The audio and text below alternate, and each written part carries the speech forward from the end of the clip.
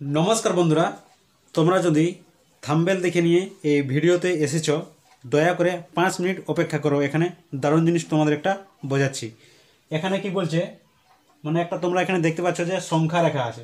সংখ্যা রেখা মানে কি এরকম একটা লম্বা লাইন আছে আর এরকম করে দাগ কাটা আছে, যেমন এইখানে মাঝখানে 0 আছে, এইদিকে +1, এইদিকে +2, এইদিকে +3, এইদিকে +4, ওইরকম করে এইদিকে মাইনাস করে করে আছে।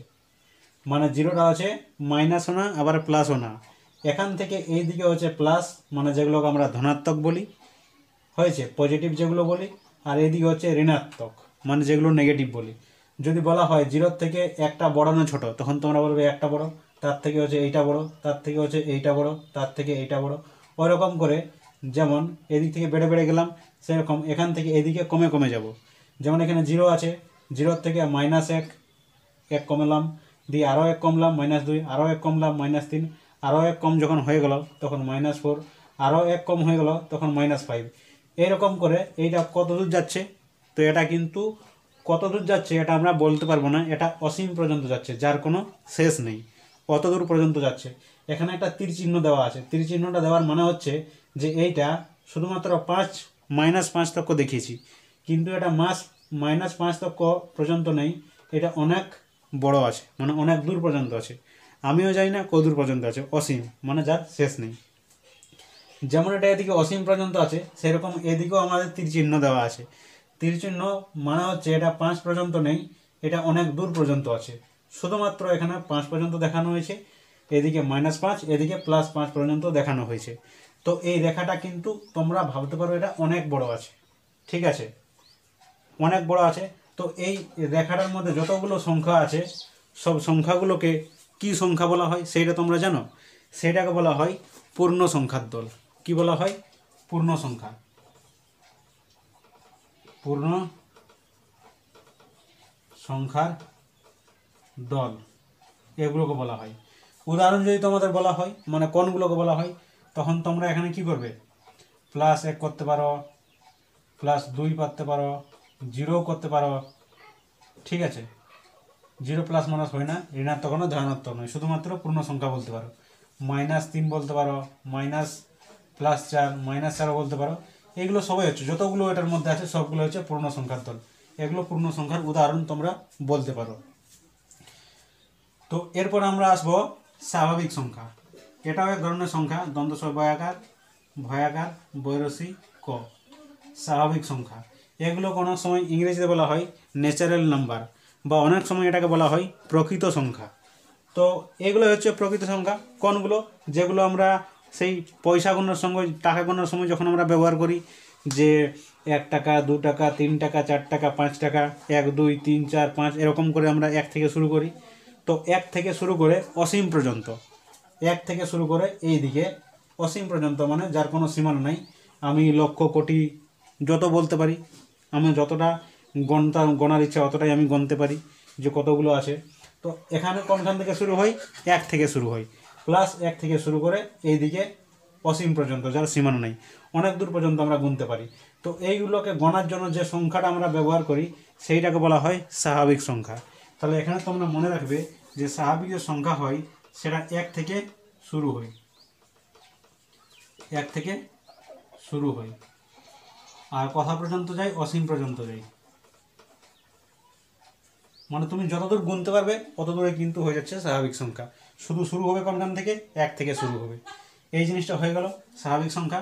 পূর্ণ সংখ্যা বুঝে গেলে, স্বাভাবিক সংখ্যা বুঝে গেলে। এরপর অনেক সময় তোমাদের বলা হয় যে অখণ্ড সংখ্যা বলো।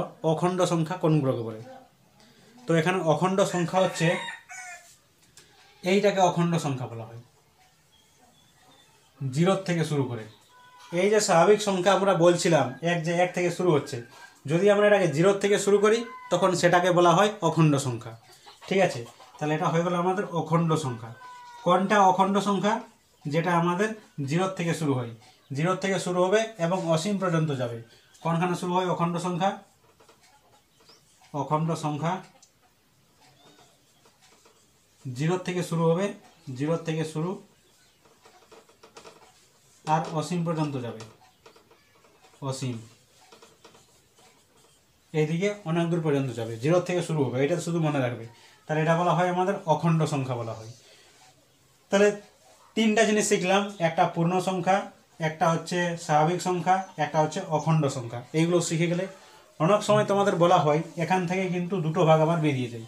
এটা কি বললাম? পূর্ণ সংখ্যা। তো পূর্ণ সংখ্যার মধ্যে দেখো এখানে অনেকগুলো আছে। তো এখান থেকে একটা দিক যেটা আমাদের পজিটিভ আছে, যেটা আমাদের প্লাসের দিকে আছে, ওইটাকে বলা হয় ধনাত্মক পূর্ণ সংখ্যা। কি বলা হয়? ধনাত্মক পূর্ণ সংখ্যা। ধনাত্মক পূর্ণ সংখ্যা, ঠিক আছে। আর যেটা এই দিক থেকে যেটা আমাদের এই যে নেগেটিভ যেগুলো আছে, যেগুলো আমাদের ঋণাত্মক আছে, ওগুলোকে বলা হয় কি? ঋণাত্মক পূর্ণ সংখ্যা। ঋণাত্মক পূর্ণ সংখ্যা। অনেক সময় তোমাদের প্রশ্ন জিজ্ঞাসা করে যে জিরো যেটা আছে, শূন্য, সেটা কি ধরনের পূর্ণ সংখ্যা, ঋণাত্মক না ধনাত্মক? তো বলবে যে শূন্য হলো এমন ধরনের পূর্ণ সংখ্যা যেটা ঋণাত্মকও নয় আবার ধনাত্মকও নয়। বুঝতে পারলে? এরকম করে উত্তর দেবে। তাহলে এই জিনিসটা হয়ে গেল পূর্ণ সংখ্যা, বুঝলাম। গড়টাকে বলা হয় পূর্ণ সংখ্যা। এইটা যেটা নাম হচ্ছে লিখে দিচ্ছি, বলে যাবে তোমরা, এটা বলা হয় সংখ্যা রেখা বলা হয়। সংখ্যা রেখা। সংখ্যা রেখা বলা হয়, এই যে রেখাটাকে সংখ্যা রেখা বলা হয়। এই সংখ্যা রেখাতে যতগুলো সংখ্যা থাকে সবগুলোকে একসঙ্গে পূর্ণ সংখ্যার দল বলা হয়। পূর্ণ সংখ্যার মধ্যে আমরা যেগুলো প্লাস থাকে, ধনাত্মক থাকে, যুক্ত আকার থাকে, এগুলো যোগ চিহ্ন না, এগুলোকে প্লাস বলা হয়। তো এটা হয়ে যাচ্ছে ধনাত্মক। আর যেগুলো এখানে মাইনাস দেওয়া আছে, মানে বিয়োগ চিহ্ন দেওয়া আছে, সেইগুলো হয়ে যাচ্ছে আমাদের ঋণাত্মক।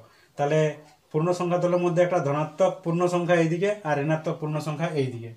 তারপরে এলাম আমরা স্বাভাবিক সংখ্যা। স্বাভাবিক সংখ্যা কোনগুলো? যেগুলো আমরা সাধারণত যে কোনো জিনিস গণতি করার সময়, গুণার সময় ব্যবহার করি, সেইটাকে বলা হয়, যেমন 1, 2, 3 এরকম করে শুরু হয়। তো তোমরা মনে রাখবে যে স্বাভাবিক সংখ্যা যেটা থাকে, যেটাকে আমরা প্রকৃত সংখ্যা বলি, সেটা হচ্ছে 1 থেকে শুরু হয় অসীম পর্যন্ত। অসীম মানে এদিকে কোনো শেষ নাই। তারপরে অখণ্ড সংখ্যা। অখণ্ড সংখ্যা কোনগুলো? যেগুলো আমরা 0 থেকে গণতে শুরু করি, সেইগুলো হচ্ছে অখণ্ড সংখ্যা, মানে স্বাভাবিক সংখ্যা। আর যখন আমরা এখান থেকে 0 থেকে যখন শুরু করব, তখন এটাকে বলা হয় কি? এটাকে বলা হয় অখণ্ড সংখ্যা বলা হয়। এটাকে যখন আমরা এটাকে স্বাভাবিক সংখ্যাকে যখন 0 থেকে গণনা শুরু করি, তো সেই তখন বলা হয় অখণ্ড সংখ্যা বলা হয়। তাহলে এই জিনিসগুলো আশা করছি তোমরা খুব ভালো করে বুঝতে পারলে। আর যদি তোমাদের এখানে এই ভিডিওটা দেখার পরে তোমাদের যদি প্রশ্ন করে যদি বলা হয় যে কোনগুলো কী ধরনের সংখ্যা, আর তোমরা যদি বুঝতে পারো, মানে বলতে পারো, তাহলে তোমাদের কিন্তু এই ভিডিওটা দেখার পেছনে মানে কি লাভ হবে আর কি। তাহলে আজকের জন্য ধন্যবাদ।